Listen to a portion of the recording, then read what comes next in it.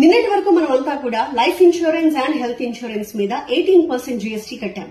అయితే సెప్టెంబర్ 22 తర్వాత ఆ జీఎస్టీ 0%. సో మనం కట్టాల్సిన ప్రీమియం వాల్యూ తగ్గుతుంది, ఎందుకంటే జీఎస్టీ 18% ని మినహాయిస్తారు కాబట్టి. అయితే ఒక విషయం గుర్తుపెట్టుకోవాలి, ఇది గ్రూప్ ఇన్సూరెన్స్ కి వర్తించదు.